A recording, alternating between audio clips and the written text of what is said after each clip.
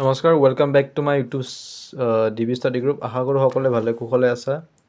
এটা নতুন important topic constraint satisfaction problem যাক আমি শ্বৰ্ট ফৰ্মত CSP বুলি কওঁ। And CSP consist of 3 components. এটা হৈছে VDC।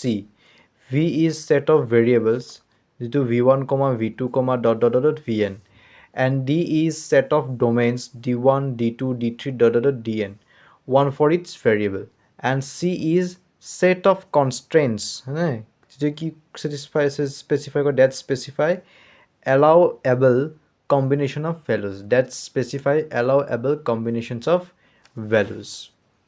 তাৰপিছত CI equal to scope, REL, where scope is set of variables that participate in constant scope, য'ত কনষ্টেণ্টছবিলাক কি কৰে পাৰ্টিচিপেট কৰে, যিটো এটা ছেট অফ ভেৰিয়েবলছ।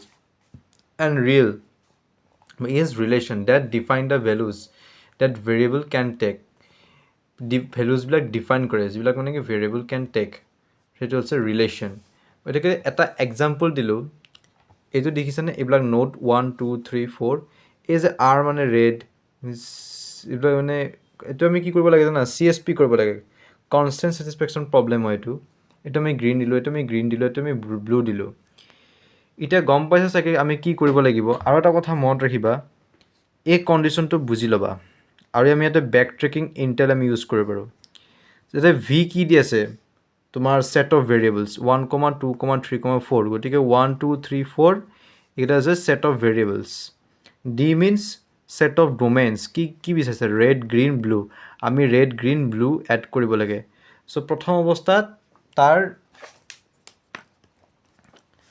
ড্ৰয়িংটো কেনেকৈ থাকিব? এনেকুৱা থাকিব হয়নে? তাৰ ড্ৰয়িংটো এনেকৈ থাকিব। তো ছেট অফ ভেৰিয়েবলছ কি দিছোঁ? 1, 2, 3, 4। অ'কে, গতিকে আমি ৰেড, গ্ৰীণ, ব্লু আমি ক'ত ল'ম? আৰু চি মানে হৈছে ছেট অফ কনষ্ট্ৰেণ্টছ। এইটো কি বুজাইছে? স্পেচিফাই এলাউৱেবল কম্বিনেশ্যন অফ ভেলুজ, য'ত কি হ'ব নোৱাৰে 1 ইজ নট ইকুৱেল টু 2। তাৰমানে 1 ইজ ইকুৱেল টু 2, 1ত আমি যি লিখিম 2ত আমি এইটো বস্তু লিখিব নোৱাৰোঁ, ইকুৱেল হ'ব নোৱাৰে।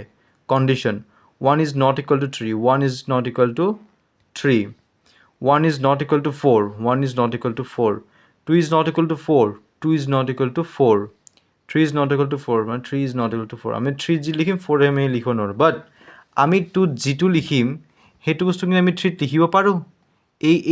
এই কথাটো কিন্তু এই ছেট অফ কনষ্টেণ্টছত জনোৱা নাই। তাৰ কাৰণে আমি এটা ইনিচিয়েল ডমেইন, আমি এখন টেবুল বনাম, আৰু আমি এতিয়া বেক ট্ৰেকিং ইণ্টেল আমি ইউজ কৰিম। কি ভেৰিয়েবলছ আছে? 1, 2, 3, 4। তো 1, 2, 3, 4 আমি দিলোঁ। ইণ্টেল ডোমেইন কি এড কৰিব লাগে? Domain red, green, blue. চবত আমি RGB দিলোঁ। ঠিক আছে। এতিয়া আমি ধৰিলোঁ 1 ইকুৱেল টু R, মানে আমি 1ত কি থ'লোঁ? ৰেড থ'লোঁ। গতিকে 1 ইকুৱেল টু R হ'লে ইয়াতে Rটো বহি গ'ল। তাৰপিছত আকৌ ইয়াতে G আৰু Bটো আমি লিখিব নোৱাৰোঁ। ঠিক আছে, কাৰণ আমি 1ত R থ'লোঁ, আৰু 1ত আমি যিটো কালাৰ ল'লোঁ সেই কালাৰটো কিন্তু আমি বাকীকেইটাত নোডত ল'ব নোৱাৰোঁ। কাৰণ কিয়? এই কণ্ডিশ্যনটোলৈ তোমালোকে মন কৰা, 1 is not equal to 2, 1 is not equal two 3, 1 is not equal to 4, হয়নে? সেইকাৰণে আমি অকল R লিখিছোঁ।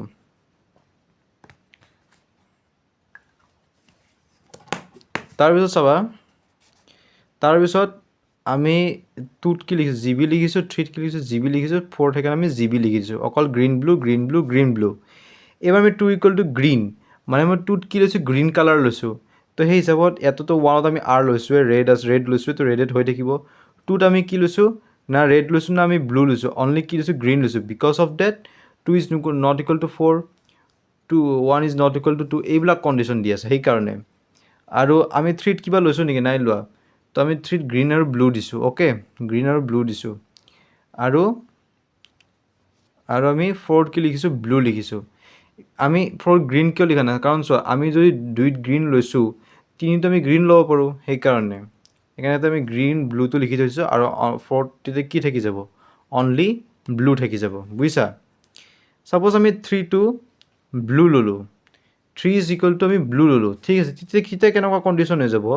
তেতিয়া 1ততো ৰেড থাকিবই, 2 নম্বৰটো নোডত গ্ৰীণ থাকিবই, তেতিয়া 3 নম্বৰত কি থাকিব ৰেড নাথাকে গ্ৰীণ নাথাকে অনলি ব্লু থাকিব 4ত কি থাকিব ব্লু থাকিব তেতিয়া এইটো কি হৈ যাব এম্পটি হৈ যাব সেনেকৈ হ'ব দিব পাৰি নেকি নোৱাৰি তেতিয়া আমি বেক ট্ৰেকিং কৰিম ডিএফএছত আমি কি কৰোঁ এনেকৈ যাওঁ নে নাযাওঁ মানে এটাৰ পৰা আনটোৰ পৰা আনটো কিন্তু আমি ইয়াৰ ক্ষেত্ৰত কি কৰিম কনষ্টেণ্ট ছেটিছফেকশ্যন প্ৰব্লেমৰ ক্ষেত্ৰত আমি সেইটো প্ৰব্লেমলৈকে যাম য'ৰ পৰা ই ষ্টাৰ্ট হৈছে গতিকে কোনটো ষ্টাৰ্ট হৈছে যেতিয়া আমি 3 = ব্লু ল'লোঁ তেতিয়াহে এই প্ৰব্লেমটো দেখা দিছে যদি আমি 3 = গ্ৰীণ ল'লোঁ তেতিয়া কি হ'ল এইটো চোৱা 3 যদি মই গ্ৰীণ ল'লোঁ হয় 1ত ৰেড থাকিল হয় 2ত গ্ৰীণ থাকিল হয় 3ত গ্ৰীণ থাকিল হয় আৰু এইফালে 4ত ব্লু থাকিল হয় হৈ গ'লনে এডজাষ্ট হৈ গ'লনে গতিকে এইটোৱে হ'ল বেক ট্ৰেকিং ইণ্টেল আৰু এইটোৱে হৈছে CSP কনষ্টেণ্ট ছেটিছফেকশ্যন প্ৰব্লেম আৰু আই হোপ তোমালোকে এই টপিকটো ধুনীয়াকৈ বুজি পাইছা এইটো বহুত ইজি হয় আৰু তোমালোকে ভালকৈ এক্সামত কৰিবা থেংক ইউ